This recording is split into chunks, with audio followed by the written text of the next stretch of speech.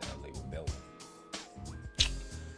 Now, this is my final project presentation, probably of my entire university like career. So I kind of wanted to make this a little bit more of a,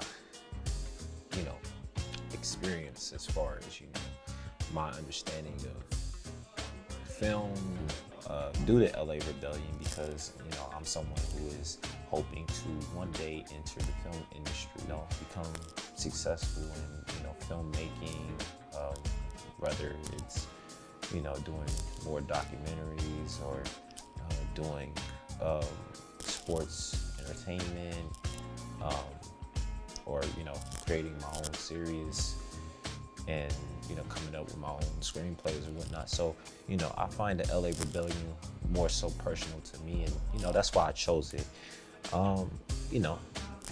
But getting into it,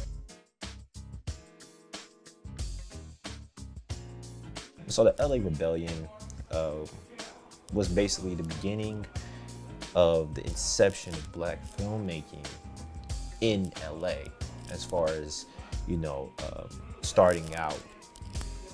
This time period would last from the 1960s up until around the 1980s, and let's just say that we're kind of still rebelling even today. This hasn't really stopped, but the inception of the LA Rebellion started in LA at UCLA. Basically, it was a movement of Black filmmakers who wanted to make a mark on an industry that was majority white, right?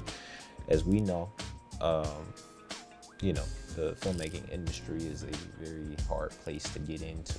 So these filmmakers like Charles Burnett, who led the LA Rebellion and sought to really explore, the story and narrative of, urban African Americans with, films like Killer of Sheep, which released in 1978. Then you have somebody like Julie Dash, who also directed her own stuff as well, as producing, films like Daughters of Dust.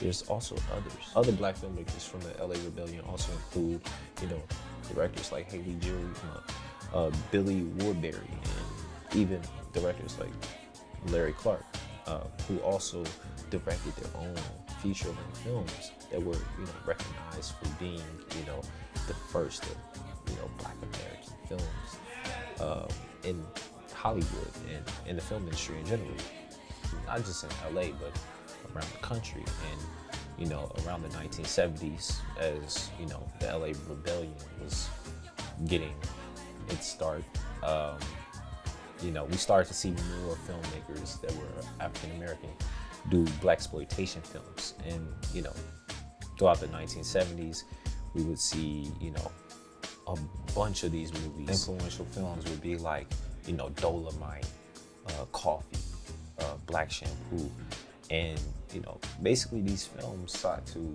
employ Black productions, employ Black actors, and basically make it so that more Black stories were being told during this era. But there would be conflict as the 1970s progressed, the 1980s. Blaxploitation and filmmaking for African Americans in general would evolve, and blaxploitation fell out of kind of control that was initiated by the LA Rebellion and filmmakers of the blaxploitation industry. This is several different Black filmmakers taking from these two eras in order to expand and evolve the Black filmmaking industry. And as far as me, I'm coming from the early 2000s, so a lot of these names are what influenced me as a director and producer now to kind of be who I am and strive to be more so of a successful director and producer in the future. Names like Spike Lee, John Singleton, Ava DuVernay, Ryan Coogler, Dee Rees, all these filmmakers, these Black filmmakers, were influenced by things that came before them, which was the LA Rebellion, which initiated, the whole process of black filmmakers entering Hollywood and, blaxploitation films as we know it. So one of my favorite films from Spike Lee is Black Klansman, which follows a black police officer basically infiltrating the KKK, which is crazy. You gotta watch it. John Singleton, being another one of my favorite directors, came out with a lot of films that I love and enjoy, and were direct inspirations of the LA Rebellion and becoming showing independence of black filmmakers. He directed films like Boys in the Hood, Poetic Justice, and actually directed one of my favorite music videos with one of my favorite artists. Didn't stray away from the roots of where the LA Rebellion started. Even John Singleton continued to expand on the originals of blaxploitation, with movies like Shaft that starred Samuel L. Jackson and released in 2000. So it's not to say that blaxploitation or the LA Rebellion ended. It just evolved as time went on. But with evolution comes more, I guess you could say, expansion, more examples of different takes on blaxploitation that aren't usually controlled by African Americans, ironically. And we can see this with directors like Quentin Tarantino, who created films like Django, which is directed by a white American, and features a black cast of characters along with a white cast of characters, and it's not something that is of the same kind of origin of where blaxploitation films come from. So this is kind of an example of Hollywood, traditional Hollywood appropriating our cultural ideas of black films and everything, and using their way of making their own takes on the culture and our roots, ironically.